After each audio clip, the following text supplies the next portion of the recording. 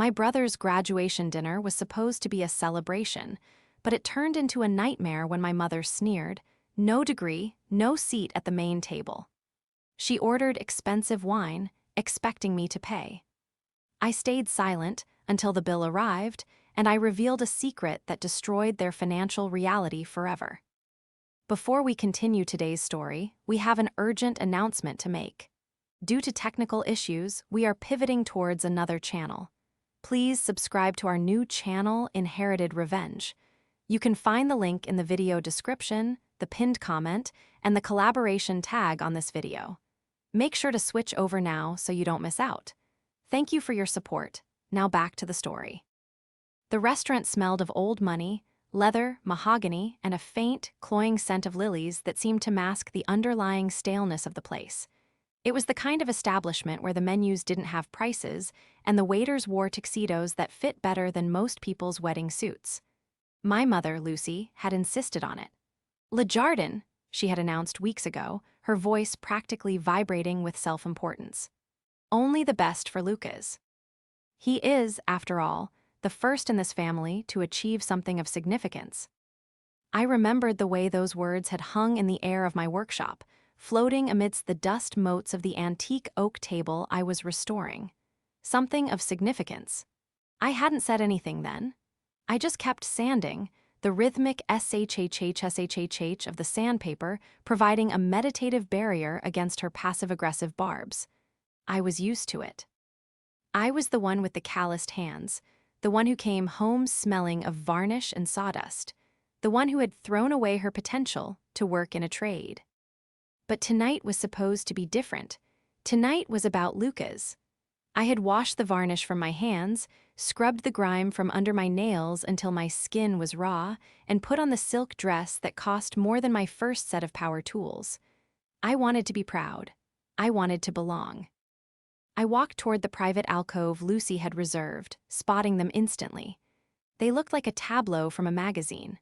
Lucy was radiant in a shimmering silver gown, holding court. Joseph, my father, sat beside her, looking uncomfortable in his stiff collar but nodding along to whatever she was saying. And Lucas, the man of the hour, the freshly minted Bachelor of Arts, sat at the head of the table, looking flushed and victorious. I approached with a smile plastered on my face, a graduation card heavy with a check in my clutch. "Hey, everyone," I said, my voice sounding too loud in the hushed acoustic of the room. "Sorry I'm a few minutes late, the traffic coming from the workshop was." I stopped. I stood at the edge of the circular table. There were 4 people: Lucy, Joseph, Lucas, and Lucas's girlfriend, a quiet girl named Sarah who looked terrified. There were 4 chairs.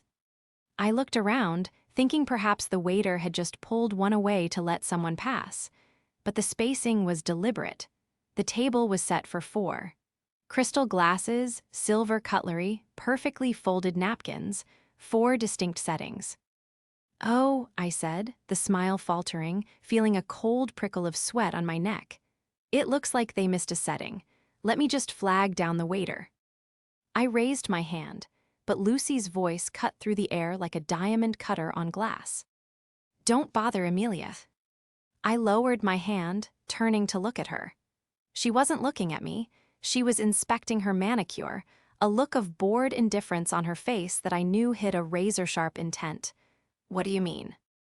"I mean," she said, finally lifting her eyes. They were cold, devoid of any warmth a mother should have. "We reserved the main table for the family, the achievers. This is a celebration of higher education, darling, a celebration of intellect." She looked me up and down, her gaze lingering on my hands, as if she could still see the phantom sawdust. "You didn't go to college," she stated, her voice loud enough that the table nearby stopped eating to listen. "You chose manual labor. You don't belong at the main table. It wouldn't be appropriate." The silence that followed was deafening. My heart hammered against my ribs like a trapped bird. I looked at Joseph. "Dad." Joseph coughed, suddenly finding the pattern on the tablecloth fascinating. "Now, Amelia, don't make a scene. Your mother just wants everything to be perfect for Lucas." I looked at Lucas, my little brother, the boy I had bought his first car for. Lucas. Lucas swirled his water glass, a smirk playing on his lips. I mean, Mel, it is kind of an exclusive vibe tonight. Academic elite and all that. You can probably grab a burger at the bar or something. We can catch up after. The betrayal was worse than the diagnosis of a terminal illness. It wasn't just exclusion, it was a public disowning. I felt physically ill, my stomach churning. The bye. I repeated, my voice hollow. Yes, Lucy said, dismissing me with a wave of her hand. Go sit over there, we'll wave if we need anything. She turned sharply to the waiter who had just approached, her demeanor shifting instantly to sugary charm. Garçon, we are ready to order the wine. We'll start with the Chateau Margaux, the 2005 vintage. 2 bottles. I froze. I knew that wine. I knew the price list of this place, because I was the one who had sent Lucy the credit card authorization form to secure the reservation. And, Lucy added, flashing a smile at the waiter, bring the caviar service. The large one. The waiter hesitated, glancing at me standing awkwardly by the table. And for the lady. Oh, she's leaving, Lucy said. Or sitting at the bar, she's not with us. I stood there for a second, the humiliation burning my skin. I watched my mother, the woman who had never worked a day in her life, order thousands of dollars worth of wine. I watched my brother, who had barely scraped a C average, preen like a king. I didn't storm out, I didn't scream. I felt something inside me snap, not a break, but a release. A locking mechanism disengaging. Okay, I said softly. What? Lucy snapped. I said okay. I took a step back. Enjoy the wine.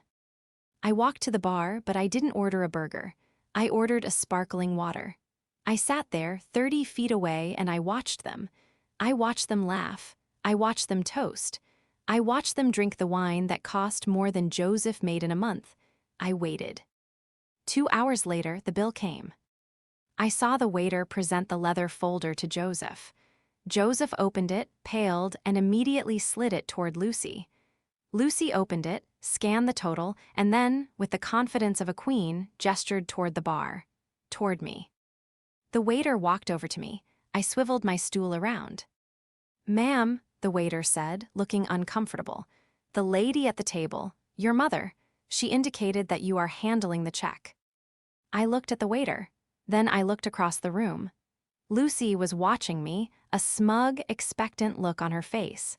She raised her glass in a mock toast. She expected me to crumble. She expected me to be the dutiful daughter who paid for the privilege of being abused. I looked at the bill in the waiter's hand. It was $3,400. I stood up. I grabbed my jacket from the back of the stool. Who's covering the $3,000? The waiter asked, sensing the tension. I looked him dead in the eye, my voice steady, loud enough to carry across the quiet room. Not the one who doesn't belong. And then I walked out the front door. The night air hit me like a physical blow, cold and sharp against my flushed skin. I didn't stop walking. I marched straight to my truck, my beautiful, reliable, heavy-duty pickup that Lucy called a monstrosity, and climbed inside. My hands were shaking so badly I dropped my keys twice before I could jam them into the ignition. As the engine roared to life, a guttural, powerful sound that usually brought me comfort, I felt the first sob claw its way up my throat. I swallowed it down. I refused to cry. Not here. Not in the parking lot of Le Jardin, where the valet was looking at me with a mixture of pity and confusion. I pulled out onto the highway, merging into the stream of traffic, the city lights blurring into streaks of neon. The silence in the cab was heavy, pressing in on me. I kept replaying the scene in my head. You don't belong at the main table. It wasn't just the words, it was the history behind them. It was 29 years of being the other child, the practical one, the sturdy one, the one who didn't need praise, just instructions. My phone, which I had tossed onto the passenger seat, lit up. Then it buzzed. Then it started ringing. Caller ID, Ma. I let it ring. It stopped, then immediately started again. Caller ID, LUCAS. I gritted my teeth. gripping the steering wheel until my knuckles turned white. I could imagine the scene inside the restaurant, the panic setting in, the waiter hovering. The realization that the credit card they assumed was on file, my credit card, was not going to be produced. I merged onto the exit for my apartment, my breathing ragged. I felt like I had been punched in the gut. The physical toll of the adrenaline dump was setting in, my limbs felt heavy, my head was pounding, and there was a sharp, stabbing pain behind my eyes. I pulled into my driveway and killed the engine. The silence returned, but the phone kept lighting up the dark cab like a strobe light. Text from Lucy, AMELA, where are you? The waiter is threatening to call the police. Come back this instant. Text from Lucas, Mel WTF. This isn't funny. Mom is freaking out. Pay the bill. Text from Joseph, Amelia, please be reasonable. Reasonable? I laughed, a harsh, dry sound in the darkness. They wanted reasonable. They wanted the Amelia who nodded and fixed things. The Amelia who paid the mortgage when Joseph forgot. The Amelia who covered Lucas's tuition when his scholarship fell through because his grades slipped. I picked up the phone. I didn't answer. I just stared at the messages piling up. They thought this was just a temper tantrum. They thought I had walked out to make a point and that I would turn around, come back, apologize for causing a scene, and hand over my platinum card. They thought this was a negotiation. But as I sat there, staring at the photo of my workshop on my phone's background, the business I built from nothing, the reputation I earned with sweat and blood, I realized something terrifying and exhilarating. They truly didn't understand the power dynamic. They believed their own lie. They believed that because they had the degrees and the social standing, they held the power. They believed that I, the uneducated tradeswoman, was beneath them, lucky to be allowed in their orbit to pay for their orbit.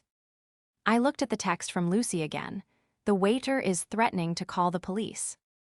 Let him, I whispered to the empty truck. They had forgotten one crucial thing. It wasn't just tonight's dinner. It was the house. It was the cars. It was the entire facade of their upper-middle-class existence. Everything was built on a foundation that I maintained, and they had just taken a sledgehammer to the only load-bearing wall they had. I turned my phone off. I didn't sleep that night. I sat in my living room, the darkness slowly giving way to the gray light of dawn, surrounded by the silence of my own home. My paid-for home. To understand why walking out of that restaurant was the hardest thing I've ever done, you have to understand the history. You have to understand the debt I felt I owed them, a debt Lucy had been calculating since the day I turned 18. I wasn't the daughter Lucy wanted. Lucy wanted a debutante. She wanted a daughter who played the cello, spoke French, and married a doctor. Instead, she got me. I was a tomboy who liked taking apart toasters to see how they worked. I was the kid who came home with dirt under her fingernails and scrapes on her knees. When I announced I wasn't going to university and instead was using my savings to buy a dilapidated van and start a furniture restoration business, Lucy practically held a funeral for my future. You'll be a servant, she had told me, her voice trembling with what I thought was concern but later realized was shame. You'll be cleaning up other people's garbage. But I was good at it. I had an eye for wood, a patience for detail that bordered on obsession. Amelia's restorations didn't stay a man in a van operation for long. By 24, I had a workshop. By 26, I had a waiting list of clients that included the city's museums and high-end antique dealers. The money followed, real money, not the allowance money Lucy grew up with, but liquid cash. And that's when the dynamic shifted, or rather, that's when the parasite attached itself. It started small. Joseph's hours were cut at the firm. Could I help with the electric bill? Of course. I was the dutiful daughter. Then it was the roof. Then it was Lucas's car insurance. Lucy never asked. She insinuated. She would sigh, looking at a bill, and say, "Oh, the stress is just killing your father. If only we had a little breathing room." And I, desperate for her approval, desperate for her to look at me with pride instead of disappointment, would write the check. I bought their affection. I knew it deep down, but I told myself it was what families did. Then there was Lucas, the golden boy. Lucas was everything I wasn't.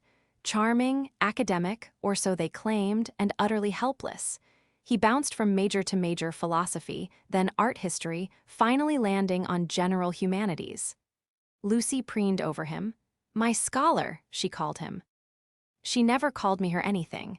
I was just Amelia.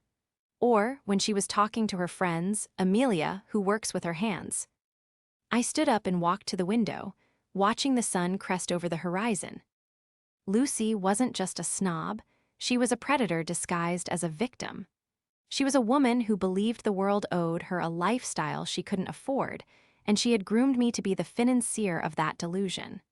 She wore designer clothes she bought on credit cards I paid off. She drove a leased Mercedes that was in my name because her credit score was non-existent. She was the primary antagonist of my life, not because she was evil in a cartoonish way, but because she knew exactly where my buttons were and she pressed them with surgical precision. She knew I craved validation, so she withheld it, dangling it just out of reach, purchasable for the price of a mortgage payment or a tuition fee. But last night she had overplayed her hand. She had become so comfortable with my submission, so assured of my desperate need to belong, that she thought she could humiliate me in public, and I would still pick up the tea. She thought she could segregate me from the family while using my resources to celebrate the better child. She thought I was a blunt instrument, a hammer. She was about to find out that I was a master craftsman. I knew how to build things, yes, but I also knew exactly how to take them apart. I knew where the joints were. I knew which screws held the entire structure together. I walked over to my desk and opened my laptop. I didn't open my email. I didn't check my texts. I opened my online banking portal. The screen illuminated my face, casting a blue glow over the room. I looked at the list of accounts, the joint accounts, the supplementary cards, the direct debits. You want to be the main table, I whispered, my finger hovering over the mouse. You want to be the elite. I clicked on the first account, Joseph and Lucy, household expense account. I selected options. I moved the cursor to freeze account. I clicked. The morning after the dinner, the sun didn't just rise, it glared. I sat in my office at the back of the workshop, surrounded by the smell of sawdust and linseed oil, scents that usually grounded me, but today felt like the remnants of a life I was actively dismantling. My phone was still buzzing intermittently, a frantic heartbeat on the scratched oak desk. 37 missed calls, 14 voicemails, a string of texts that ranged from pleading to vitriolic. I ignored them all. Instead, I focused on the 3 computer monitors glowing in front of me. I wasn't just a carpenter. Running a business meant I was also an accountant, a project manager, and a logistics expert. I knew how to track a paper trail. And for the first time in my life, I was turning those skills on my own family. Okay, I muttered to the empty room, taking a sip of cold coffee. Let's see the damage. I had already frozen the joint account I shared with Joseph for household emergencies.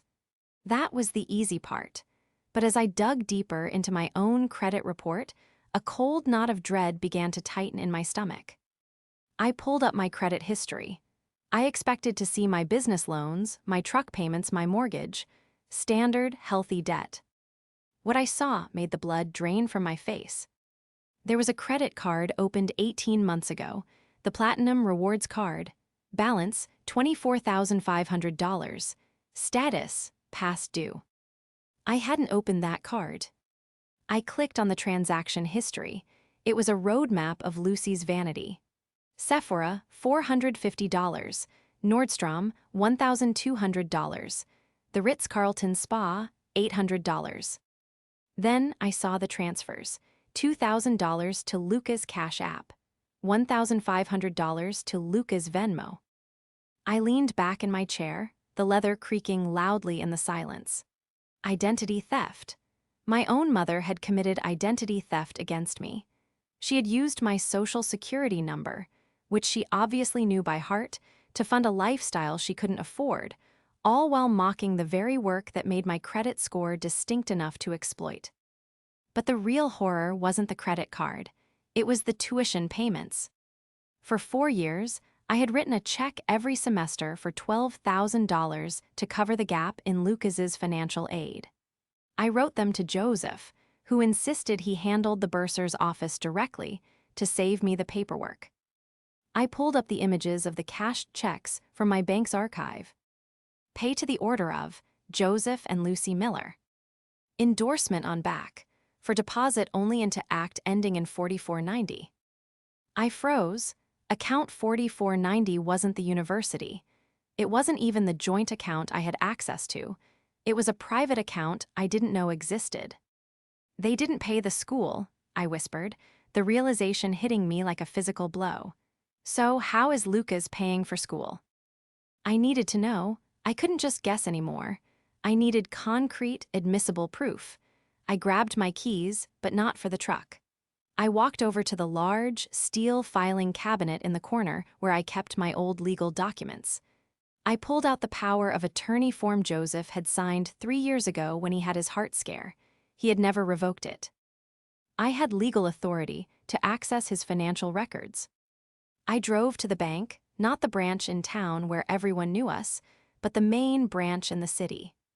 I walked in with my binder of documents, wearing my work boots and a flannel shirt, my face set in a mask of grim determination. The banker, a young man named David, looked at the power of attorney and then at me. Everything seems to be in order, Ms. Miller. What documents are you looking for? I need statements for account 4490, I said, my voice steady. Going back 4 years, and I need to know if there are any student loans associated with Joseph Miller or Lucas Miller that are co-signed by this account. David typed for a moment, his brow furrowing. I can print the statements. As for the loans, yes, there are 4 Parent Plus loans attached to Joseph's profile, totaling $120,000. My knees nearly buckled. I had given them nearly $100,000 in hex for tuition. They had pocketed my money and taken out loans in Joseph's name anyway. They were drowning in debt, stealing from me, and ruining their own future, all to maintain an illusion. Print it, I said. Print everything. I was back at the workshop by noon, the stack of bank statements sitting on my desk like a loaded weapon. I was highlighting a transaction, Vegas trip, $4,000, paid for with money that was supposed to be for Lucas's textbooks, when I heard the tires crunch on the gravel outside. I didn't look up. I knew who it was. The aggressive slam of a car door was a dead giveaway. The workshop door flew open, banging against the wall. Amelia. Lucy's voice was a shriek. She marched in, followed closely by a pale-looking Joseph and a sullen Lucas. Lucy was wearing oversized sunglasses and a trench coat, looking like a celebrity dodging paparazzi, but the tension in her jaw ruined the effect. You ungrateful, spiteful little, she started, marching toward my desk. Do you have any idea what you did last night? The humiliation. The waiter threatened to call the police on us, on the Millers. I kept highlighting. Chanel boutique, $2,800. We had to call your Uncle Jerry to bail us out, Lucas added, leaning against a workbench and looking at his phone. It was super embarrassing, Mel. Seriously, you owe Jerry $3,000. I don't owe anyone anything, I said, finally looking up. I didn't stand. I stayed seated, the heavy oak desk acting as a fortress between us. And get off the workbench, Lucas. That's a 300-year-old walnut slab. It's worth more than your education. Don't you dare speak to your brother like that. Lucy slammed her hand on my desk. Unfreeze the accounts, Amelia, right now. The mortgage is due on Tuesday, and my card was declined at the gas station this morning. Do you know how that looks? Do you? It looks like you're broke, I said calmly. We are not broke, Lucy hissed. We are illiquid because you are throwing a tantrum. Now fix this. Apologize to your brother for ruining his night, transfer the funds, and we will discuss your punishment later." "Punishment?" I laughed. It was a cold, sharp sound. "You think you're in a position to punish me?" I picked up the first sheet of paper from the stack. The credit card statement for the card she opened in my name. "Who opened the platinum Visa in my name? Lucy." The color drained from her face instantly. She froze, her hand still on the desk. I don't know what you're talking about. Whatever that is, it's a mistake." "It has your signature on the application," I said, holding up the photocopy the bank had faxed me. "And the billing address is your house. That's fraud, Mother. Federal fraud, identity theft, punishable by up to 15 years in prison." Joseph made a small, choking sound. "Amelia, now, let's not use words like prison." "Then let's use words like theft," I said, turning my gaze to him. I slammed the stack of bank statements down. "I gave you $96,000 over 4 years for Lucas's tuition. Where is it, Dad?" Joseph looked at his shoes. He looked at Lucy. He looked at the exit. There were expenses, the house, maintaining our standing. It's expensive, Amelia. You don't understand the pressure. I understand that you took my money, spent it on designer clothes and vacations, and took out 6 figures of loans in your own name to cover the school," I said. "I understand that you are financially destitute, and you've been using me as a piggy bank." "It was for the family," Lucy screamed, abandoning the denial. "We needed to maintain appearances. For Lucas, for his future, you have plenty of money. You grub around in the dirt and make thousands. Why shouldn't you share it? It's the least you could do after." "After what?" I stood up then. "After I didn't go to the college you wanted. After I embarrassed you by working for a living." "Yes," she spat. "You owe us, we raised you, we gave you everything." "You gave me a complex and a bill," I said, "and I'm done paying it." "If you don't unlock those accounts," Lucy threatened, her voice dropping to a venomous whisper, "you are no longer my daughter. I will write you out of the will. You will be dead to us." "The will?" I scoffed. "Mom, look at these papers. There is nothing in the will, you have 0 assets, you have negative equity. The house is leveraged to the hilt. There is nothing to inherit but debt." Lucy stared at me, her mouth opening and closing like a fish.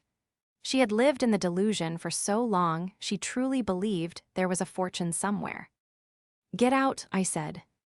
"Amelia," Lucas started, looking actually worried now. "Get out," I repeated. "Before I call the police and report the credit card fraud, you have 5 minutes to get off my property." Lucy straightened her coat, regaining a shred of her haughty composure.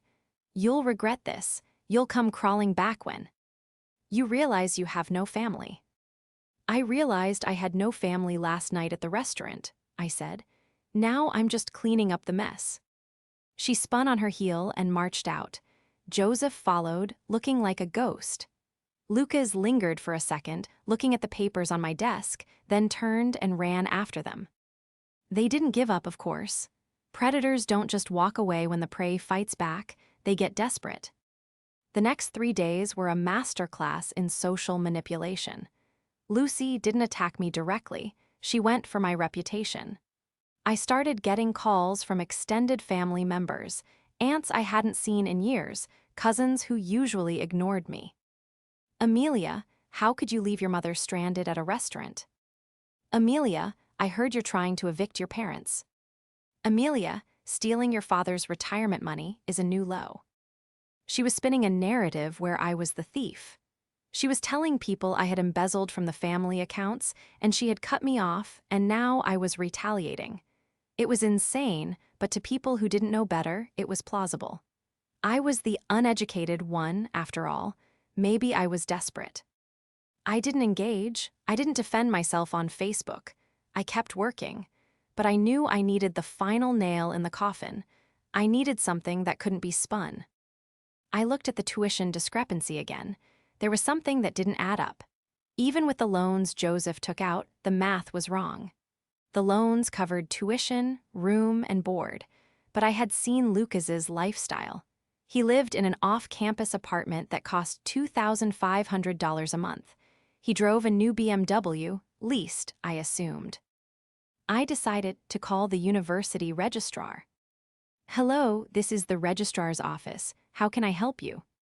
"Hi," I said, putting on my most professional voice. "My name is Amelia Miller. I'm calling regarding the account of Lucas Miller. I'm one of the financial contributors, and I need to verify the final balance before closing out a payment." "One moment, Miller, Lucas." The keyboard clacking seemed to take forever. "Okay, I have his file. What was the question?" "Just checking the final balance for his graduation clearance. We want to make sure there are no holds." There was a pause, a long, heavy pause. "Ma'am, Lucas Miller isn't on the graduation list." My heart stopped. "I'm sorry, the ceremony is in 2 weeks. We just had the dinner." "Lucas Miller was placed on academic suspension 3 semesters ago," the clerk said, her voice dry and factual.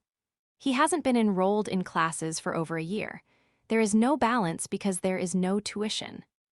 I sat back, the phone pressing against my ear. He dropped out. He dropped out a year and a half ago. The dinner, the celebration of intellect, the main table. It was all a lie, a complete, total fabrication. "Are you sure?" I asked, my voice trembling. "Positive, he is not a student here." I hung up. The anger that washed over me wasn't hot, it was ice cold. It was clarifying. They had humiliated me for not having a degree while celebrating a boy who had flunked out. They had taken my money for tuition for a school he wasn't attending. Lucy knew. She had to know. The tuition checks I wrote, she wasn't just skimming them, she was keeping all of it. The loans Joseph took out, they were living on them. I looked at the calendar. Sunday. This Sunday was the Miller family barbecue. It was an annual tradition, a massive gathering of the extended family, friends, and neighbors. Lucy had texted me specifically to say I was uninvited and that security would be hired to keep me out. I smiled. It was a terrifying smile, even to myself. I wasn't going to break in. I didn't need to. I owned the land the barbecue was hosted on. Technically, the family estate had been put in a trust 5 years ago to protect it from Joseph's bad business deals. And who was the trustee? Who paid the property taxes? Me. I picked up my phone and called my lawyer. "Hey, Sarah," I said, "I need you to draft an eviction notice, and I need a police escort for a property inspection on Sunday afternoon, around 2:00 p.m. Yes, during the barbecue. Bring a megaphone." I looked at the stack of evidence. The credit card fraud, the bank statements, and now, the transcript I had just downloaded from the student portal using the password Lucas used for everything, his dog's name. I wasn't just going to the main table, I was going to flip it over. Sunday afternoon was picture perfect. The sky was a brilliant, cloudless blue, and a gentle breeze rustled the leaves of the ancient oak trees that lined the driveway of the Miller estate. From where I sat in my truck, parked just outside the main gate, I could hear the faint murmur of voices and the clinking of glasses. Lucy had gone all out. There were white tents, catered food stations, and a live jazz trio playing soft, inoffensive music. Cars lined the long gravel drive, Mercedes, BMWs, Teslas. It was a gathering of the local elite, the very people Lucy lived to impress. And at the center of it all, I knew, was Lucas, playing the role of the misunderstood genius, and Lucy, the suffering martyr of a troubled daughter. I checked my watch, 2:00 p.m. A black sedan pulled up beside me. Sarah, my lawyer, stepped out, looking sharp in a navy blazer. Behind her, a police cruiser rolled to a stop, the officer giving me a nod. "Ready?" Sarah asked, handing me a thick envelope. "More than you know," I replied, stepping out of the truck. I smoothed down my own blazer, not a dress today, but a power suit. I wasn't here as a daughter. I was here as a landlord. We walked up the driveway together. As we approached the main lawn, the chatter died down. Heads turned. Whispers started. Lucy was holding court near the champagne fountain. She saw me, and her face went from gracious hostess to pure venom in a heartbeat. She marched over, her heels sinking slightly into the grass. "I told you not to come," she hissed, loud enough for the nearby guests to hear. "This is a private event, security." Two burly men in black t-shirts started to move toward me. "Officer," I said calmly, nodding to the policeman behind me. The officer stepped forward, hand resting on his belt. "Ma'am, step back. This is a civil matter, but I am here to ensure the peace is kept while Ms. Miller conducts her business." Lucy faltered. "Business? What business? This is my home." "Actually," Sarah interjected, her voice projecting clearly, "it's the property of the Miller Family Trust. And as of this morning, the sole trustee, Amelia Miller, is exercising her right to inspect the premises for lease violations." A hush fell over the crowd. The jazz band stopped playing. "Lease violations?" Lucy laughed, a high, nervous sound. "Don't be ridiculous. Amelia, leave now." I walked past her, straight to the microphone stand the band had been using. I tapped it once. Thump, thump. "Hello, everyone," I said. My voice echoed across the lawn.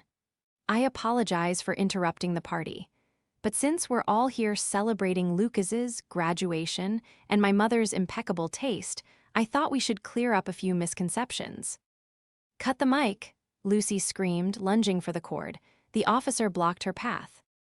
"7 days ago," I continued, holding up the envelope, "I was told I didn't belong at the main table because I didn't go to college. I was told that my money earned from manual labor, was good enough to pay for your dinner, but my presence wasn't." I looked at the crowd, I saw shock, I saw curiosity. "So let's talk about where that money went." I pulled out the first document. This is a credit card statement. A platinum visa opened in my name without my consent by my mother, Lucy Miller.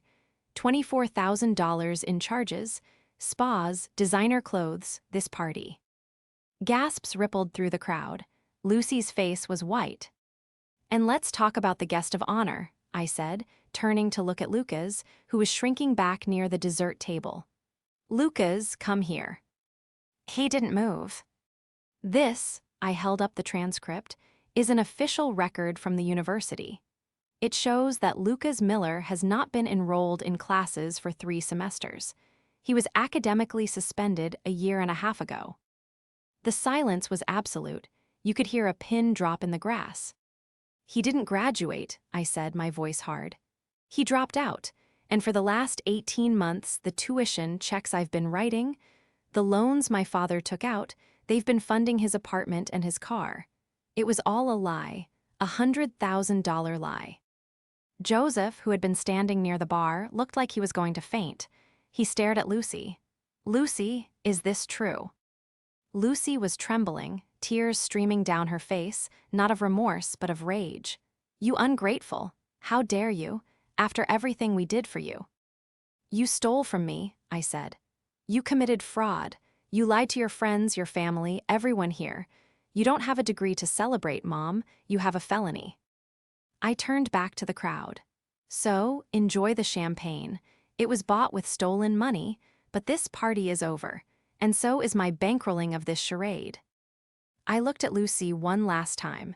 "You wanted me at the kids' table? Fine, I'm taking the table with me." I nodded to Sarah, who handed Lucy the eviction notice.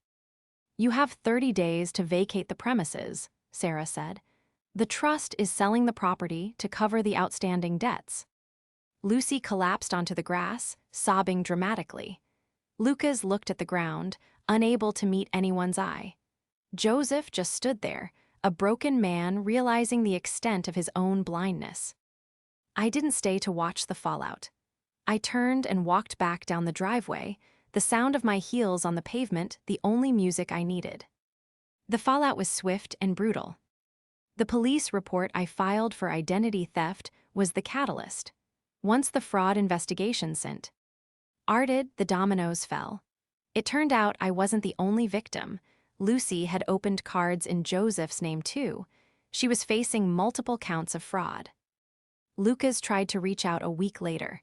He sent a long, rambling text about how pressure made him lie, how he was scared to tell me the truth. I didn't reply. I blocked his number. He ended up moving in with a friend, working at a retail store to pay off his own debts. The BMW was repossessed. Joseph was the hardest part. He didn't know the extent of it, but his willful ignorance was just as damaging. He moved into a small apartment downtown. We talk occasionally, but the relationship is forever altered. He's a man who let his wife cannibalize his children, and that's a hard thing to forgive. As for Lucy, she avoided prison time by pleading guilty and agreeing to restitution, but her social standing was obliterated. The main table crowd she so desperately wanted to be part of dropped her the moment the scandal broke. She lives in a small rental now, bitter and alone, still blaming me for ruining her life. And me. I'm sitting in my workshop. The sun is streaming through the dusty windows, illuminating the grain of a beautiful walnut table I'm restoring. My business is thriving. I have a wait list of clients who respect my work, my time, and my price. I bought a small house of my own, not a mansion, but a place that is mine, paid for with honest work. I looked at the main table I had built for a client, a stunning piece of craftsmanship, solid and true. I ran my hand along the smooth wood. I realized I never needed their seat. I could build my own table. And at my table, everyone is welcome as long as they bring the truth.